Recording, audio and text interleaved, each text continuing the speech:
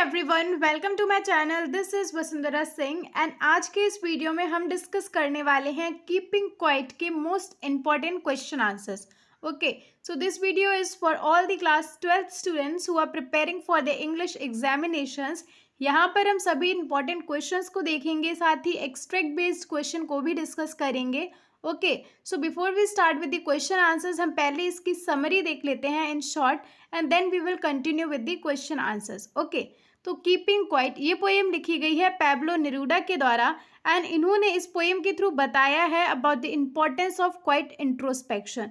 Introspection का मतलब ये होता है अपने आप को एग्जामिन करना, सेल्फ एग्जामिन करना, अपनी गलतियों को एग्जामिन करना। That is what we call introspection. Okay, तो यहाँ पर पोएट ने बताया है कि कितनी ज़्यादा नेसेसिटी है क्वाइट इंट्रोस्पेक्शन की। अगर हम ऐसा करते हैं तो ये ना केवल एक इंडिविजुअल की लाइफ चेंज करेगा बल्कि पूरी की पूरी अर्थ को ट्रांसफॉर्म कर सकता है। ओके, तो पोएम में पोएट हमको बोलते हैं कि 12 तक काउंट करिए एंड तब तक बिल्कुल भी मूवमेंट मत करो, पूरी तरह से साइलेंट हो जाओ, स्टिल हो जाओ एंड फॉर अ सेकेंड बिल्कुल भी अपने आर्म्स को मूव मत करो। तो यहाँ पर आर्म्स से दो मतलब है, एक जो हमारी बॉडी में आर्म्स है वो एंड सेकेंड मतलब है जब हम झगड़ा वगैरह करते हैं, जो भी वेपन्स का यूज़ करते हैं, टूल्स का यूज़ करते हैं, उनकी बात करी गई है। तो यहाँ पर पोएट ने बताया है कि एटलीस्ट फॉर अ सेकेंड बिल्कुल शांत हो जाइए, बिल्कुल स्टिल हो जाइए, अपने आर्म्स को बिल्कुल भी मूव मत करिए। एंड ऐसा करने से क्या होगा, हम एक अनयूजुअल सी फीलिंग को एक्सपीरियंस करेंगे, एक स्ट्रेंज टुगेदरनेस होगी, बहुत ही अजीब सी फीलिंग होगी जहाँ पर हम सब एक साथ महसूस करेंगे खुद को, जहाँ पर कोई भी जल्दबाजी नहीं होगी, कोई भी चिंता नहीं होगी एंड पूरी तरह से साइलेंस होगा। ओके, एंड तब जो है हम एक स्ट्रेंज फीलिंग को एक्सपीरियंस करेंगे, स्ट्रेंज टुगेदरनेस को फील करेंगे विद ऑल द पीपल। ठीक है, एंड जब हम ये क्वाइट इंट्रोस्पेक्शन करेंगे तब हर कोई जो है अपनी ग्रीड से, अपनी सेल्फिशनेस से, अपनी क्रुएल्टी से बाहर आएगा। जो वारमंगर्स हैं वो अपने वार्स को गिव अप कर देंगे, लड़ाई झगड़ा बंद कर देंगे एंड ब्रदर्स की तरह, भाइयों की तरह रहना शुरू कर देंगे। The poet says that is advocacy of silence and stillness should not be confused with total inactivity. In fact, what he says is connected with life, not with death. And the very essence of the life is activity. Okay, तो यहाँ पर poet हमको ये बता रहे हैं कि जो उन्होंने बोला है कि साइलेंट रहो, स्टिल रहो, उस चीज को आप टोटल इनएक्टिविटी से कनेक्ट मत करिए। इनफैक्ट जो वो कह रहे हैं वो लाइफ से कनेक्टेड है, डेथ से रिलेटेड नहीं है। Okay, and he says the very essence of life is activity. तो वो यहाँ पर ये बोल रहे हैं कि जो मैंने बोला है स्टिल रहिए, साइलेंट रहिए, इसका मतलब ये नहीं है कि मैं इनएक्टिविटी से कनेक्ट कर रहा हूँ। इसका मतलब ये है कि आप साइलेंट रह के, स्टिल रह के क्वाइट इंट्रोस्पेक्शन करिए, खुद को एग्जामिन करिए, अपनी गलतियों को समझिए। इनएक्टिविटी का मतलब जो होता है that is connected to death, and जो पोएट कहना चाह रहे हैं that is not connected with death but is connected with life. Okay, and the poet says that जो हम ये थोड़ी सी स्टिलनेस दिखाएंगे, थोड़ी देर के लिए साइलेंट रहेंगे, उसके बाद में क्या होगा कि हम और भी ज़्यादा बेटर वे में चीज़ों को कर पाएंगे, और भी ज़्यादा फ्रेश स्टार्ट कर पाएंगे। क्योंकि इंट्रोस्पेक्शन के दौरान हम चीज़ों को एग्जामिन करेंगे, अपनी गलतियों को समझेंगे, चीज़ों को समझेंगे, तो उसके बाद में हम चीज़ों को और बेटर वे में कर सकेंगे, राइट। तो that is what he mean कि अगर हम ऐसा नहीं करते हैं तो हम कभी भी खुद को समझ ही नहीं पाएंगे, है ना, खुद को एग्जामिन ही नहीं कर पाएंगे, हमारी गलतियाँ क्या हैं ये हम कभी जान ही नहीं पाएंगे। And then we shall be as good as death, यानी कि तब हम डेथ के ही इक्वल होंगे, बिकॉज तब हम चीज़ों को समझेंगे ही नहीं, तो हम वैसे ही चीज़ें करते चले जाएंगे, अपनी गलतियों को ही नहीं जानेंगे, तो that will be equal to death. So यहाँ पर all what poet wants to say is कि हमको जो है थोड़ी देर के लिए साइलेंट रहना है, स्टिल रहना है, अपनी गलतियों को समझना है, खुद को इंट्रोस्पेक्ट करना है एंड उसके बाद में हम चीज़ों को और भी बेटर वे में कर सकेंगे, और भी बेटर वे में, फ्रेश वे में फंक्शन कर पाएंगे। ओके, एंड इस चीज़ का पोएट जो है एक एग्जाम्पल भी देते हैं कि जो थोड़ी सी स्टिलनेस और थोड़ा साइलेंस हम दिखाएंगे उसके बाद में कैसे एक बेटर और नई लाइफ स्टार्ट हो सकती है। वो एग्जाम्पल देते हैं अर्थ का ही खुद से। वो बताते हैं जैसे विंटर्स के टाइम पे अर्थ जो है पूरी तरह से शांत होती है, स्टिल होती है, कोई भी जो है शोर शराबा नहीं होता है, स्टिलनेस रहती है अर्थ पे, है ना। ड्यूरिंग द विंटर्स लोग उतने ज़्यादा एक्टिव नहीं होते हैं, चीज़ें उतनी ज़्यादा एक्टिव नहीं होती हैं, तो ऐसा लगता है कि मानो अर्थ डेड है। बट लेटर स्प्रिंग में जो है ये प्रूफ हो जाता है वो डेड नहीं है, अलाइव है ना। उसके साथ में नई ब्यूटीज ऐड ऑन हो जाती, नए नए फूल खिलते हैं, नई ब्यूटीज ऐड ऑन हो जाती है, नए कलर्स जुड़ जाते हैं अर्थ के साथ में। और इसी तरह से अगर हम इंट्रोस्पेक्ट करते हैं, थोड़ी देर के लिए साइलेंट रहते हैं, स्टिल रहते हैं, तब हम जो है एक बेटर वे में, एक फ्रेश मैनर में अपनी एक्टिविटीज़ को रिज्यूम कर पाएंगे। ओके, तो it is a very short poem, इतना ही है हमारी पोएम में। All what poet wants to say is कि आप थोड़ी देर के लिए साइलेंट हो जाइए, थोड़ी देर के लिए स्टिल हो जाइए, अपनी चीज़ों को एग्जामिन करिए, खुद को इंट्रोस्पेक्ट करिए, and then you will be able to lead a better and happier life. Okay, तो चलिए अब हम अपने क्वेश्चन आंसर्स को देखते हैं। So our first question is what will counting up to 12 and keeping still help us to achieve. तो यहाँ पर आपसे पूछ रहा है अगर हम 12 तक काउंट करते हैं और स्टिल रहते हैं तो उससे हमको अचीव क्या होगा। तो यही तो अभी हमने पूरी पोएम में पढ़ा है। अगर हम इंट्रोस्पेक्ट करेंगे, थोड़ी देर के लिए साइलेंट रहेंगे, उससे क्या होगा, हम अपनी लाइफ को और भी बेटर और नए तरीके से रिज्यूम कर सकेंगे, है ना। सो इसी चीज़ को हमको आंसर में लिख देना है that what the poet means to say is that we should stop all our activities for a few moments and do quiet introspection. It will help us to start our activities afresh in a better and purposeful manner. Okay. Next question. Do you think the poet advocates total inactivity and death? तो इसका सीधा सा answer है no, because यहाँ पर जो भी poet बोल रहे हैं वो डेथ से कनेक्टेड नहीं है, ऑफकोर्स वो लाइफ से ही कनेक्टेड है। वो सिर्फ इतना कहना चाह रहे हैं कि आप थोड़ी देर के लिए शांत हो जाइए, इंट्रोस्पेक्शन करिए। इससे क्या होगा कि आप जो अपनी लाइफ है उसको और भी बेटर और पर्पसफुल मैनर में रीस्टार्ट कर सकेंगे, है ना। यही तो बोला है पोएट ने, तो इसी चीज़ को हम आंसर में लिख देंगे no, the poet does not say this at all. Whatever he says is connected with life and activities that can be made better. He only says that we should stop our activities for a few moments and have quiet introspection. It will help us to restart our activities in a better and purposeful manner. Okay. Okay, now next question. What idea does Pablo Neruda want to convey in his poem Keeping Quiet? तो हम सबको पता है, अभी हमने पढ़ा है in the starting of the video कि इस पोएम के थ्रू पोएट जो है ये बताना चाहते हैं what is the necessity of quite introspection, है ना। यही वो बताना चाह रहे हैं, तो इसी चीज़ को हम आंसर में लिख देंगे। The poet wants to say that we should stop our worldly activities for a few moments and do some quiet introspection, है ना। हम सब चीज़ को बंद करके, सब चीज़ को स्टॉप करके थोड़ी देर के लिए इंट्रोस्पेक्ट करें। That will help us to understand ourselves, then we can start our activities afresh in a better and purposeful manner. Next question is what does the poet want all of us to do?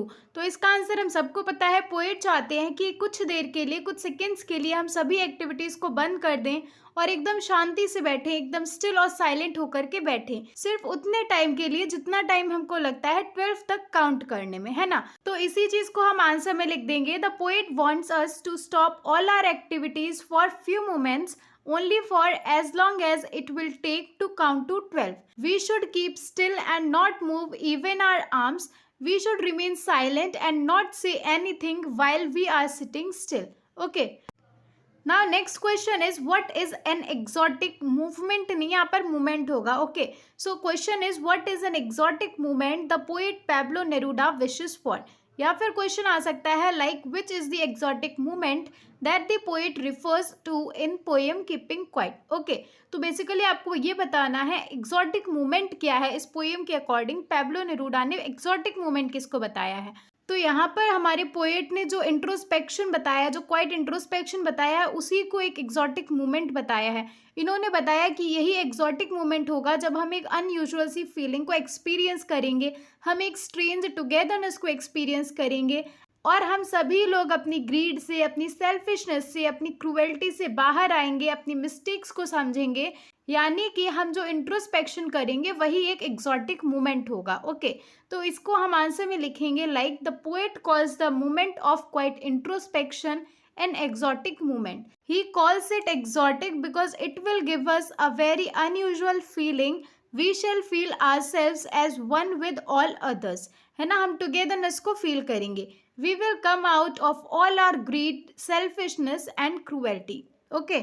Now next question is what are the different kinds of wars mentioned in the poem? What is Neruda's attitude towards these war?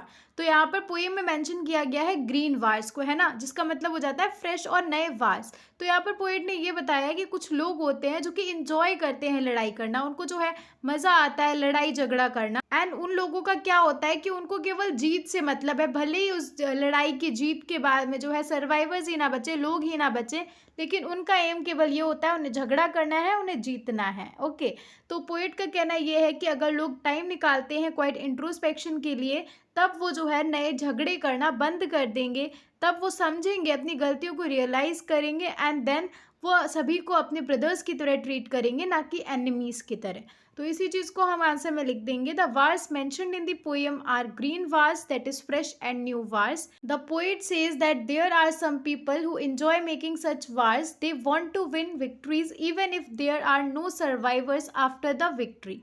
The poet says that if the people take out some time for quiet introspection, they will stop making new wars. They will then look upon all others not as their enemies but as their brothers. Now, next question is, according to Pablo Neruda, what is it that human beings can learn from nature? तो आपसे पूछ रहा है poet के according humans nature से क्या सीख सकते हैं। तो आपको एक एग्जाम्पल दे रखा है कि किस तरह विंटर्स के टाइम पे अर्थ एकदम स्टिल रहती है, साइलेंट रहती है, बट लेटर स्प्रिंग में जो है उसमें और भी ज़्यादा ब्यूटीज़ ऐड ऑन हो जाती हैं, कलर्स ऐड ऑन हो जाते हैं। तो वही चीज़ को यहाँ पर हमें लिख देना है कि we can learn from nature how to be peaceful with ourselves and how to grow at our own pace. यानी कि किस तरह से हम शांत रह करके एंड देन ग्रो कर सकते हैं खुद से ही। Okay, we can also learn to remain satisfied with whatever we have. Now our next questions are extract based questions. तो यहाँ पर आपको पोएम का एक स्टैंजा गिवन है एंड देन उससे रिलेटेड क्वेश्चंस गिवन है। Okay, so the stanza is, fisherman in the cold sea would not harm whales and the man gathering salt would look at his hurt hands. Okay, तो यहाँ पर आपका पहला question है, what does the poet expect of the fisherman, यानी कि यहाँ पर पोएट फिशरमैन से क्या एक्सपेक्ट कर रहा है। तो answer is, the poet expects of the fisherman not to harm the whales in the cold sea. तो यहाँ पर कहने का मतलब ये है कि जब सभी लोग इंट्रोस्पेक्शन करेंगे, थोड़ा सा चीज़ों को समझेंगे, अपने ग्रीड और सेल्फिशनेस से बाहर आएंगे, तब फिशरमैन को भी रियलाइज़ होगा कि उनको जो है कोल्ड सी में वेल्स को हार्म नहीं करना चाहिए। Okay, next question is, what will the man gathering salt do. ठीक है, तो जो लोग सॉल्ट इकट्ठा कर रहे हैं वो क्या रियलाइज़ करेंगे, क्या समझेंगे। तो यहाँ पर आंसर हो जाएगा, he would look at his hurt hands. यानी यहाँ पर कहने का मतलब ये है कि उनको रियलाइज होगा कि उन्होंने सॉल्ट को इकट्ठा करते करते अपने ही हाथों को कितने जख्म दिए हैं। वो इतने ज़्यादा लालची हो गए हैं कि वो अपनी ज़रूरत से बहुत ज़्यादा सॉल्ट को इकट्ठा करते चले जा रहे हैं, भले ही उनके हाथ को जो है हर्ट हो रहा है। ओके, ना next question is, what do the hurt hands imply. थोड़ा सा ये क्वेश्चन रिपीटेडली लिख गया है, तो क्वेश्चन यही है, what do the hurt hands imply. तो answer will be, the danger of being greedy and unsatisfied. The hurt hands warn the man that he should stop collecting more salt than he needs. तो वही चीज़ है जो मैंने अभी बताई, ये जो हर्ट हैंड्स हैं ये इम्प्लाई कर रहे हैं, ये सिंबलाइज कर रहे हैं उस खतरे को जो कि लालच और अनसेटिस्फेक्शन की वजह से आया है। ये हर्ट हैंड्स जो है लोगों को वार्न कर रहे हैं कि आप अपनी ज़रूरत से ज़्यादा सॉल्ट को इकट्ठा करना बंद करिए, बिकॉज वो आपके ही हैंड्स को हर्ट कर रहा है, राइट। तो आप जो है ग्रीडीनेस में आके अपनी ज़रूरत से ज़्यादा सॉल्ट को कलेक्ट मत करिए। Okay, so now we have one more stanza which is, those who prepare green wars, wars with gas, wars with fire, victory with no survivors, would put on clean clothes and walk about with their brothers in the shade doing nothing. Okay, so यहाँ पर हमारा पहला question है, who are those in line 1। तो यहाँ पर जो first line में लिखा हुआ है, those who prepare green wars, तो यहाँ पर दोज से क्या मतलब है। तो those refer to the people who enjoy making wars. Okay, next question is, what are green wars. तो ग्रीन वार्स से यहाँ पर क्या मतलब है। तो green wars mention in the poem are fresh and new wars. Okay, next question is, explain victory with no survivors. तो इससे यहाँ पर ये मतलब है जो हम अभी पहले एक क्वेश्चन में देख भी चुके हैं कि यहाँ पर बता रखा है कि किस तरह से कुछ लोग होते हैं जिन्हें केवल लड़ाई झगड़े से मतलब है, लड़ते वक्त उन्हें अपनी जीत से मतलब है, भले ही उस जीत के बाद में लोग ही ना बचे, सर्वाइवर्स ही ना रहे, बट उन लोगों में जो है इतनी ज़्यादा इनह्यूमैनिटी है, इतनी ज़्यादा इंसानियत की कमी है कि उन्हें केवल अपना स्वार्थ दिखता है, उन्हें केवल अपनी लड़ाई से मतलब है, अपनी जीत से मतलब है। Okay, so that is what we will write in the answer. These words underline the inhumanity of wars. The people who enjoy making wars want to win victories even though there may be no survivors after the wars. Okay, so that's it for today's video and यहाँ पर हमने multiple questions को practice किया, साथ ही हमने poem की explanation भी देखी. So I hope this was helpful for you guys. So thank you so much for watching. Do like the video, subscribe to my channel and हम मिलेंगे हमारी next video में. तब तक रुक जाना नहीं.